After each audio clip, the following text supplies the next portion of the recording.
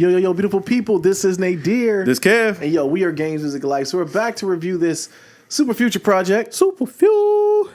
Beast Mode 2. Yeah, man. So this is a petty album, okay? Let me start off there. Okay, he released it on Sierra and Russell Wilson's anniversary. He knew what he was doing. I didn't know that. He was doing it. He knew what he was doing.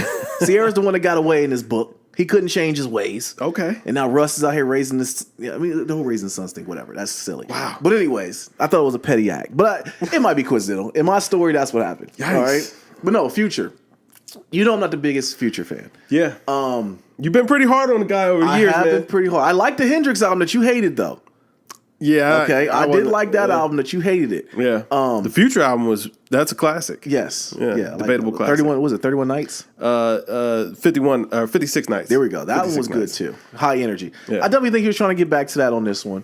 The one thing I will say about listening to it though is energy. I mean, it's just Future is one of those I actually listen to that is just you can listen to it and it can get you just revved up. I don't care what you're doing. You just go ready to run through a brick wall.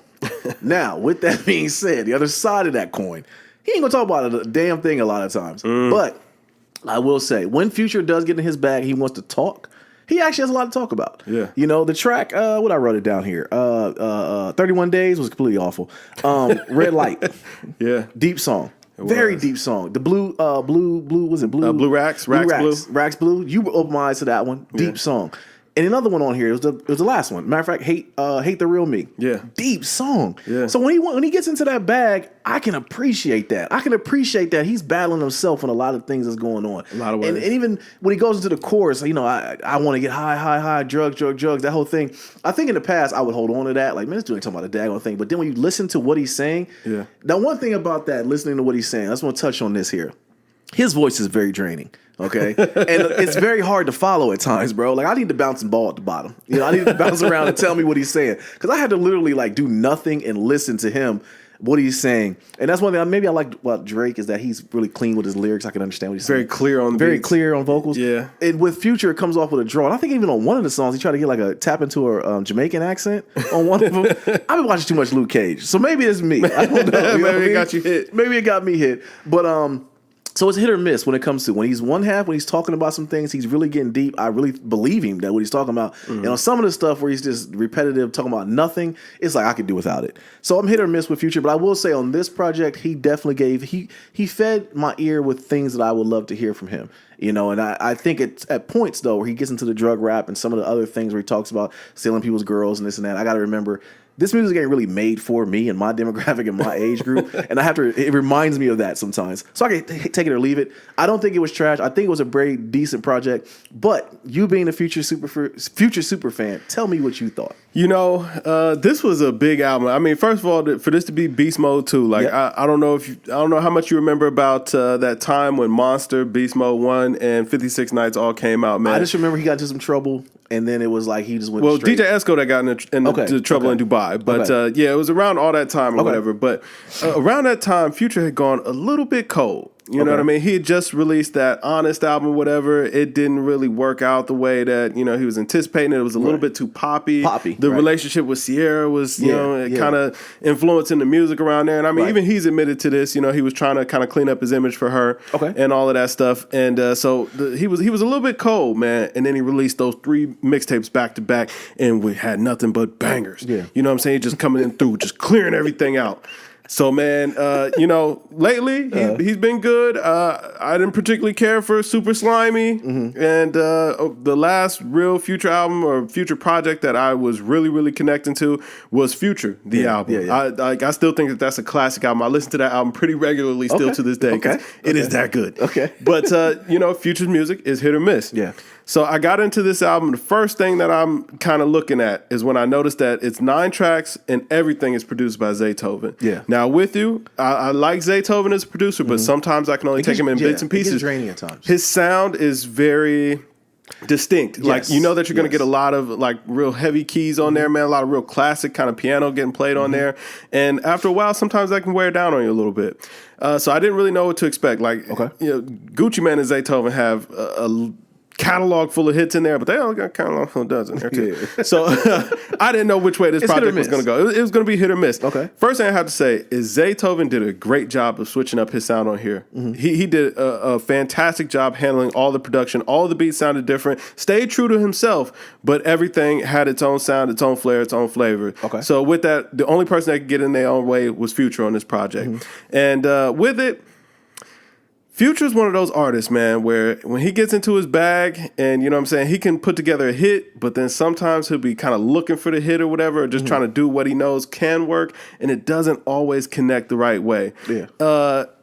This is one of the things that we were kind of talking about it off air with Future. It's like, yo, his voice is so melodic that a lot of times you'll get caught up in just the sound and just hearing it, and you won't actually hear what he's saying. But sometimes, man, he really goes deep. I mean, on this album, he talked about his problem with relationships and, you know what I'm saying, making relationships work, his you know, trouble with adjusting to fame and kind of letting go of the street life or whatever, his how conflicted he is about, you know, kind of the things that he's done in the past versus what he's doing right now and the things that he's putting out. But, you know, hey, man, he's making a lot of money. What else is he supposed to do? That's how I actually interpreted Rax Blue or whatever. It was like, yo, what am I supposed to do? I'm making all this money. Right. But, you know, hey, maybe I'm not putting out the best message out there, or maybe I'm not presenting myself in the best light, but I'm getting all this money. Yeah. Talking about his relationship with his father, not, you know what I'm saying, having a big impact on him, man. That's deep.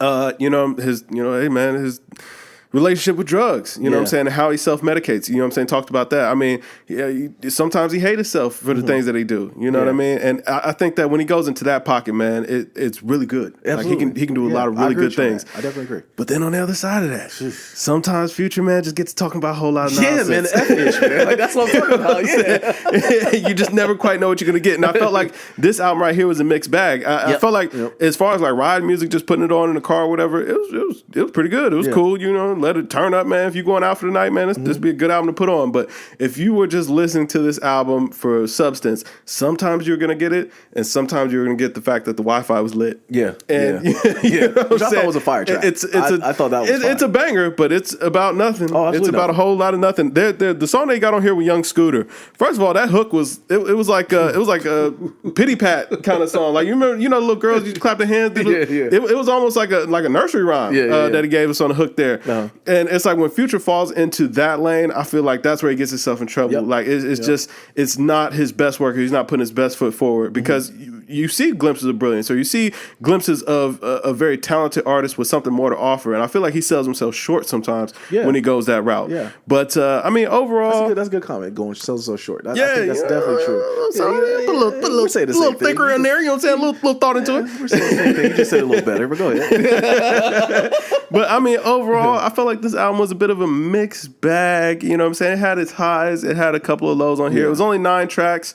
He didn't fumble over his feet too much, but I like the glimpses of brilliance just let me know that, man, he could be offering us so much more. And in that respect, it left me a little bit disappointed. Yeah. He's conscious of what he's putting out. And sometimes. I think, sometimes. But I'm saying, though, even with some of the content he's talking about, like he knows, like you said, he could. Am I putting out the best content? No, but it's still selling, so I'm going to put it out. Right, or am I being the best version of myself? Am I doing right by, you know what I'm saying, my friends, family, and loved ones? Am I setting a good example? Yeah. You know what I'm saying? These are all things that, you know, you hear the conflict with, but then there's other times where, that just go out the window, man. It's time to party. We're going to do drugs. We're going to get on these girls. We're going to spend this money. We're going to get this cash. I'm going to wear this ice. Yes. You know what I'm saying? And bet not nobody try me. You know what I'm saying? Absolutely. Yeah, you're going to get that. But he has a couple, like, on here that, I mean, out of the 9 tracks, like I said, 3 of them was really just deep to me. And the one, like I said, Wi-Fi lit, I don't know what it's about. I don't know why the Wi-Fi is lit or who lit it, but I wanted to listen to it. Like, Cuddle My Wrist. It was that was a little bad. This song's name is Dodo. Yeah, that was bad. Red Light might be one of the worst songs I've listened to this year. So. No, Red Light was fire. I didn't. Red Light. No, that was the one we were talking about. Dad. Red Light was fire. I think you're talking about 31 Days. 31 Days. Okay. Yeah. I'm sorry. Yeah. What am I talking about? 31 Days. I got it written down. Yeah. 31 Days. Awful. That's all I wrote down. That one stood out to me. I hated that song. Yeah. But out of all of it, I condensed this 9-track album down to about 5 or 6. Yeah, they had a decent project. Decent little EP.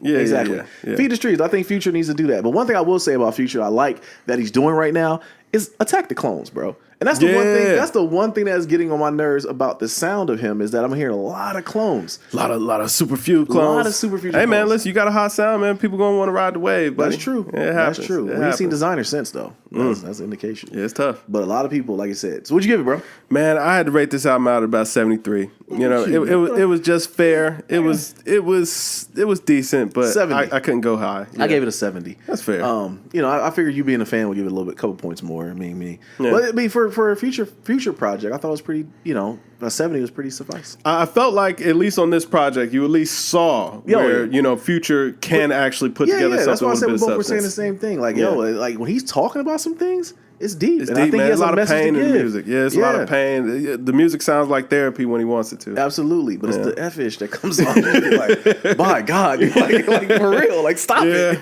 Yeah. See, that's the answer you give. Yeah. But yo, let us know what you guys think, man. Were we too high, too low? Was Kev too high, too low? Was I too high, too low? Future fans, you get in here and give it 100. I want to know why, but it wasn't a bad project. Yeah. So Future, if you're seeing this, man, shout out to you. Shout out to you, brother. All right, man. So yo, I am Nate here. This Kev. And yo, we are Games Music Life, man. Drink more water, people. Peace. Peace.